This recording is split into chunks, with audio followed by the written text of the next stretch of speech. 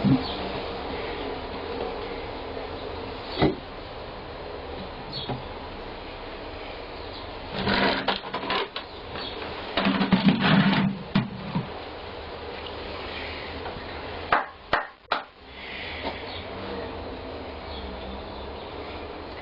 at this point I want to talk about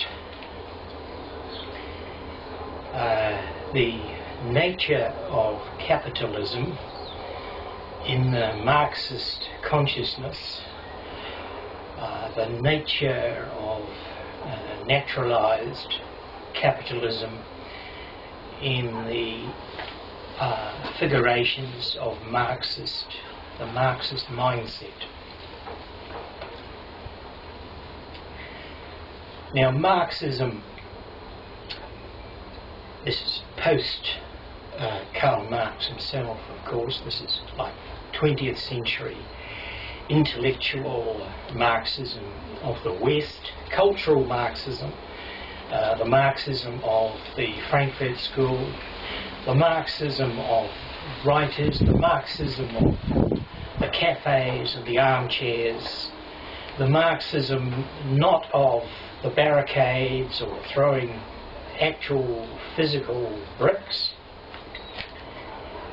but the Marxism of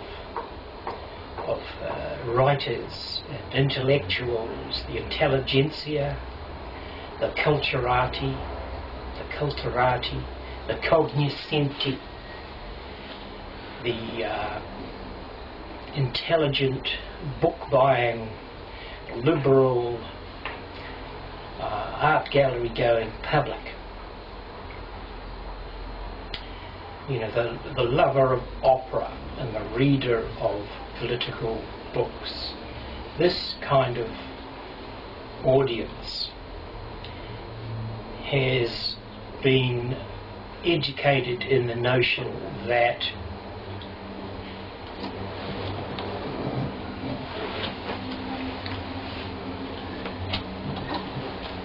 Marxism, that capitalism is a social construct.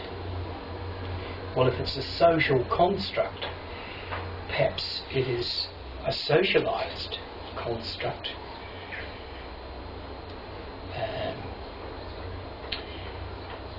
But they are saying that it is presented to the public as if it's the natural, that it's natural. So they call this processing the naturalizing process, or that capitalism is naturalized. Now the question I wish to ask, and I asked my tutor, because it's a question that stares, I think, any thinking person in the face, is naturalized? What if it is just naturalized because it is actually natural? You know, actually, factually natural.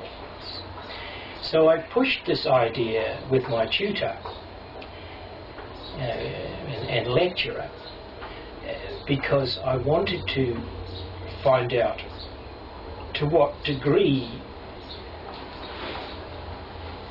one could really, you know, on what did it hinge? I wanted a shortcut of his lips, of his tongue, of his mouth.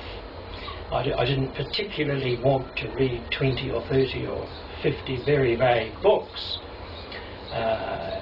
abstruse and difficult and, you know, going around the bushes and hiding in the woodshed and scurrying away from me at every turn. I wanted a bold statement, if you like.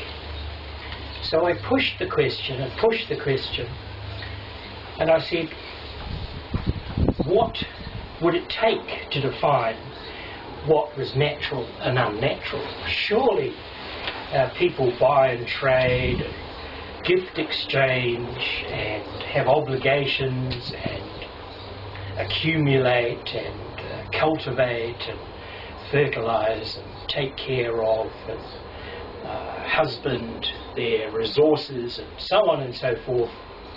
across the board, culturally and ethnographically and sociologically and politically and so on. Surely at what point does it break down between being natural and the word not wanting to be said because it has other connotations, denotations, unnatural? At what point does it become naturalized, in other words, false consciousness or false or fake or unnatural, and at what point is it natural to buy, sell and trade and so on? So I said it seemed to me that most tribes around the world, and he gave the instance of, there are some tribes that don't. And I said, well, which ones? The Iroquois, the Inuit, the Hottentot, the Zulu, who? Which tribe? Where are they? Some unknown, insignificant tribe in the back blocks of the back blocks, somewhere, someplace, sometime. Extinct, perhaps. That would be very convenient.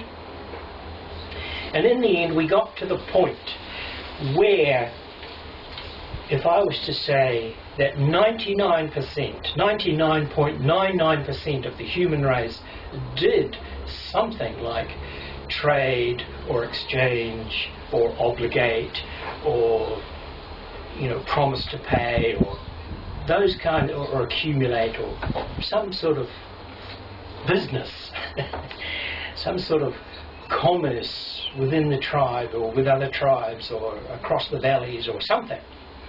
Surely everybody did this.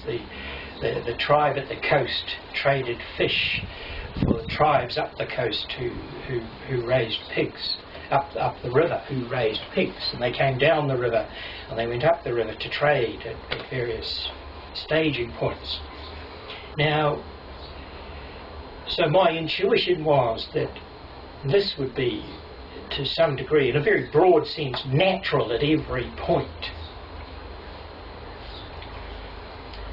And so we left it there. He posited that, there was this 0.00, 1% or 0.01% tribe that did not. Therefore, it was all unnatural. And I thought, boy, wow, you're a brave man, I said. And I was a little nonplussed, I must say. And we left it there. And I do not want to argue with my lecturer or tutor, but sufficient to say that I had to come up with some further thinking on this issue, in that I was thinking, because I gave as an example, to even grant him somewhat his own case, I said, well, maybe a Robinson Crusoe couldn't trade with himself. A man in solitary confinement could not trade with himself in any fashion or form. He could not obligate himself in some way because it's a social thing.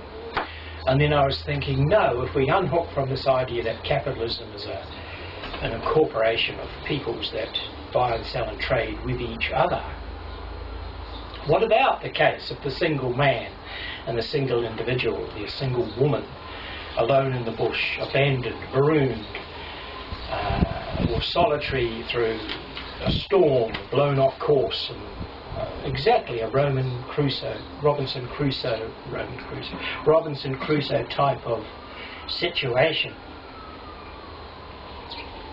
And I was thinking, well, there's our case. Robinson Crusoe sets about to manufacture clothing and food and to extricate himself from the situation. You might say, oh yes, but he had a shipwreck to plunder. Well, yes, but the tribal man, you could then shift that whole argument across to the tribal man and say, well, he has no ship to plunder, he's a storm, his canoe is sunk, he's got nothing but coconuts and palm fronds and so on and so forth on the island he's arrived at. But there will still be birds, there will still be fishes, there will still be sticks which could pierce a fish, in the shallow waters and the clear waters of an island, untainted by pollution. See, this is primitive time, so we take it way back to that single individual, way back then. So he was set about, and what is he doing? He's accumulating, and before long if he creates fire through a lightning strike or rubbing sticks or whatever, he will bake cakes of meat and fish and so on and so forth, and pound it up with seeds. And he'll get rocks and do all those necessary things. And so he will make not just one cake to eat then and there, but maybe 2 or 3 to put in his pocket or in a satchel he's made out of leaves and leather or vines or something, you see. So he's already manufacturing, he's already managing his resources, he's also creating accumulations. He's planting seed or gathering, and he's piling it up and storing it at various places as proof against storm and lightning and earthquakes and fire and so on and so forth. And storing them in satchels or little pockets on his person so he can travel with them and so on, and go further afield to hunt for more pigs or birds or different variety for his diet, and fruit and veggies and roots and so on. And he'll dry them out and store them. If he's there forever, he'll do all those things. And we can imagine that such a survivor would in fact do such things. And it's not hard to imagine. And then if we shift across to the animals, we only need to mention, really, the birds and the bees. And the birds make nests. And the birds... I'm not sure if they store up things so much, but certainly you have the chipmunk, you have the squirrel and so on, and the bees storing up honey, and in a factory system even. So they have a division of labour, worker bees, military guarding bees and queen bee and so on and so forth. You have this division of labour, and you have all the components there,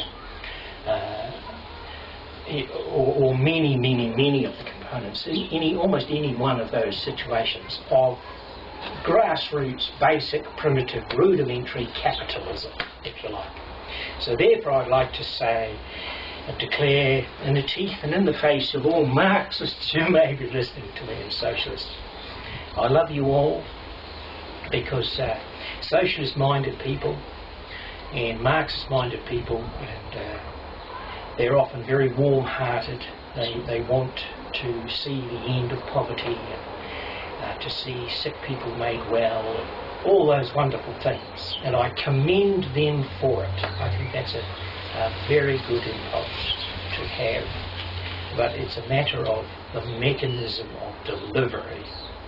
And faults can be found, but let us all get busy in working the things that work out for the best.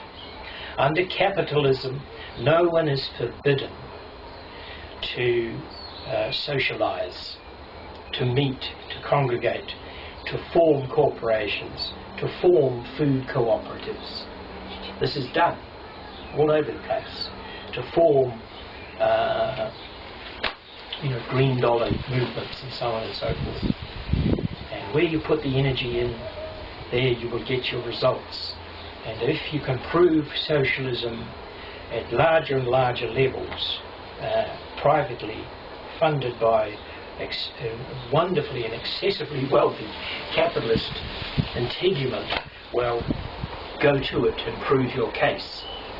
And I think you will find that historically many of these things become professionalised. And, insurance companies, for instance, were often begun, or credit unions or banks. All of these things are socialistic anyway. Groups of men with money get together, form a company, and they share the risk, they share the losses, and they share the gains. And they bring in people, to assist them at various levels, of management level, of worker level, and so on and so forth, just like the hive of bees.